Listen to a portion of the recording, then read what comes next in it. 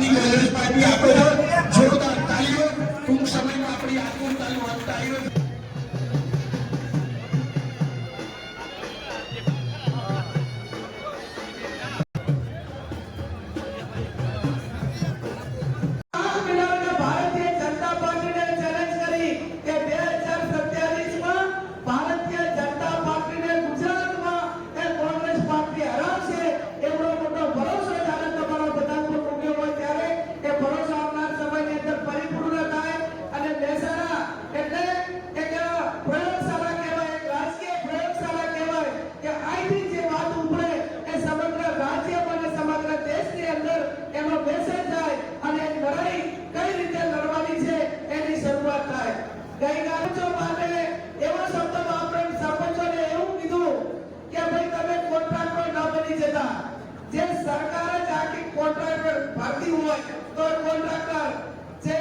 રાજ્યની અંદર જુદા જુદા જે પ્રમુખોની વરણી થઈ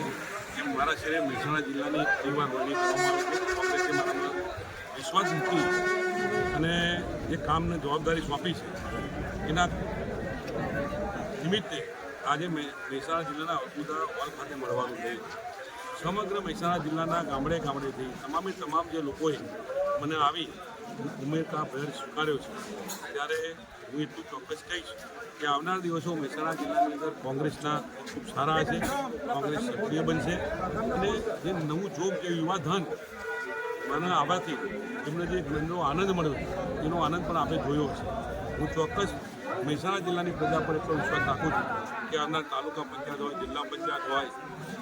મહાનગરપાલિકા હોય કે નગરપાલિકા હોય એમાં કોંગ્રેસ ખૂબ સારો દેખાવ કરશે, એમાં કોઈ પણ શંકાને સ્થાન નથી. પ્રાથમિકતા શું રહેશે આપણે? મારી પ્રાથમિકતા એવી રહેશે કે જિલ્લાના પ્રમુખ તરીકે જે સરકારની અંદર જે ખામીઓ છે, મહેસાણા જિલ્લાના સ્થાનિક પ્રશ્નો શું છે એ તમામ પ્રશ્નો લઈ અને અમે સરકારના વિરુદ્ધમાં લડવાના છીએ. હું તમને કહું, દાખલા તરીકે સહકારી ક્ષેત્રનો પ્રશ્ન હોય, પોલીસનો પ્રશ્ન હોય, એક પણ માણસનું કામ એ પોલીસ સ્ટેશન હોય, નગરપાલિકા હોય, મામલતદાર કચેરી હોય કે કલેક્ટર કચેરી હોય,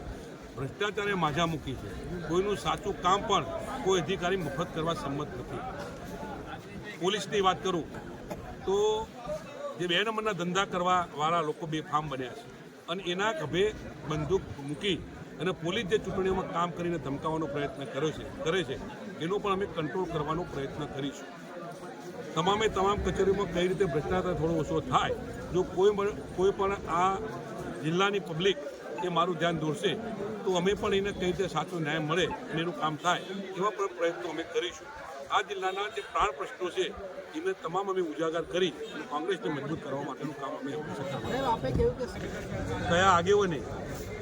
એને ચલવી માનસીભાઈ ચૌધરી સાહેબ હોય એમની સ્થાપનાથી લઈ મોતીભાઈ ચૌધરીથી લઈ તમામ આ જિલ્લાના તમામ આગેવાનોએ, પાટણ જિલ્લો તો જુદો પડ્યો પણ પહેલાં પાટણ જિલ્લો આપણે સાથે હતો, ક્યારે આમાં રાજકારણ લાયા સિવાય શું કરવાથી આ જિલ્લાના પશુપાલકોને ન્યાય મળે, શું કરવાથી એમને દૂધના ભાવ વધારે મળે એની સતત ચિંતા કરતાં એ આપણી વચ્ચે આજે રહ્યા નથી. આ તમે જુઓ છો કે સહકારી